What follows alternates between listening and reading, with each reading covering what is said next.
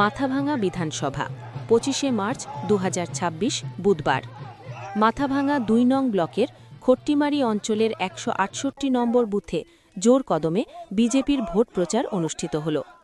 এই কর্মসূচিতে উপস্থিত ছিলেন মাথাভাঙা বিধানসভার বিজেপি প্রার্থী নিশীথ প্রামাণিক, জেলা বিজেপির সাধারণ সম্পাদক মনোজ ঘোষ সহ দলের স্থানীয় নেতা ও কর্মীরা। এদিন প্রচারের মাঝেই রাজনৈতিক পালাবদলের ছবি দেখা যায়। তৃণমূল কংগ্রেস ছেড়ে বেশ কয়েকজন কর্মী বিজেপির প্রার্থীর হাত ধরে দলে যোগদান করেন। আপনারা দেখছেন মাথাভাঙা নিউজ পোর্টাল। সব ধরনের খবর নোটিফিকেশন পেতে পেজটি লাইক ও ফলো করে রাখুন।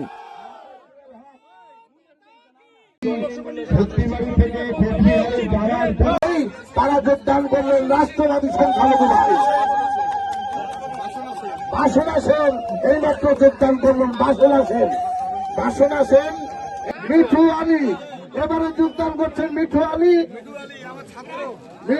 যোগদান করছেন ভারতীয়। আমাদের এটা কোনো জনসভা বা বড় কোনো সভা নয়।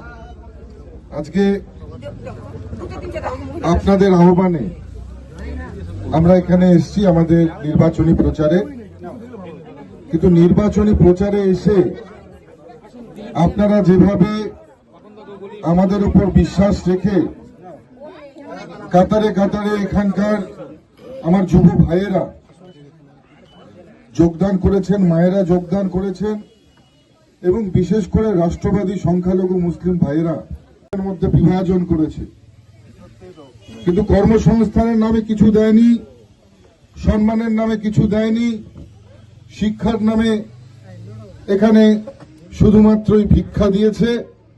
আর মানুষকে, যারা মানুষ না ভেবে খেলা মেলা দান খয়রাতির মধ্যে ব্যস্ত ছিল, সেই দলকে প্রত্যাখ্যান করে আপনারা ভারতীয় জনতা পার্টির উপর আস্থা রেখেছেন, বিশ্বাস রেখেছেন। আমি নিশ্চিতভাবে বলবো এই বুথের আপামর জনসাধারণকে আমরা বলবো যে আপনাদের প্রতি আমরা কৃতজ্ঞ। সংখ্যালঘু যারা রাষ্ট্রবাদী মুসলিম ভাইয়েরা এসছেন তাদেরকে আমরা স্বাগতম জানাই। আসুন আমরা একটা নতুন রাষ্ট্র গড়ি যেখানে সবার অধিকার সমান থাকবে। আপনারা জানেন যে মোদিজি যে সমস্ত প্রকল্পগুলো করেন সেখানে কখনো সেই প্রকল্পগুলো হিন্দু বা মুসলিমদের জন্য আলাদা করে হয় না। সেটার অধিকার হিন্দুদের যতটা থাকে, আমাদের মুসলমান ভাইদেরও ততটা থাকে, ইসলাম ধর্মাবলম্বীরও ততটাই থাকে। তাই বাকি রাজ্যের মতন আমাদের পশ্চিমবঙ্গের উন্নয়ন এবং প্রগতি আমাদের রাজ্যকে আরো বেশি ত্বরান্বিত করবার জন্য আপনাদের সবার যোগদান আমাদের কাছে অত্যন্ত গুরুত্বপূর্ণ। এবং আপনাদের জন্য আমি অন্তরের অন্তঃস্থল থেকে আপনাদেরকে আমার ভালোবাসা এবং অভিনন্দন জানাই। আপনারা আছেন বলেই আমরা আছি। আপনাদেরকে সবাইকে নিয়েই আমরা পশ্চিমবঙ্গের একটা নতুন সূর্যোদয়, নতুন দিন বদল, নতুন সকাল আমরা তৈরি করতে চাই। আজকে কিছু আপনারা যারা যোগদান করেছেন আপনাদের শোনার প্রয়োজন রয়েছে। এই কথাগুলো শুনলে পরে আপনারা গ্রামে গিয়ে সকলকে বলতে পারবেন। আসল সত্যটাকে লুকানো হচ্ছে যে কেন্দ্রের ফান্ড আমরা কেন পাই না, এই পশ্চিমবঙ্গ কেন পায় না।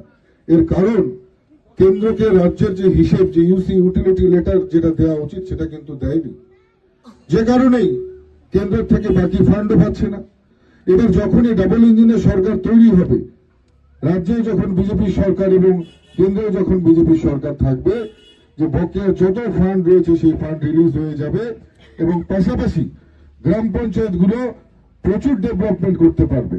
এবং আজকে যে শুধু 1,20,000 টাকার রাজ্যের যে কোঠা দিচ্ছে ঘরের, আপনাদের এর মুখাপেক্ষী হয়ে থাকতে হবে না। প্রত্যেকটা মানুষ আপনারা কেন্দ্রীয় প্রকল্পে প্রধানমন্ত্রী আবাস যোজনা পাবেন। 3,65,000 করের যে ঘর, সেই ঘরে আপনারা কিন্তু ব্যবস্থা পাবেন।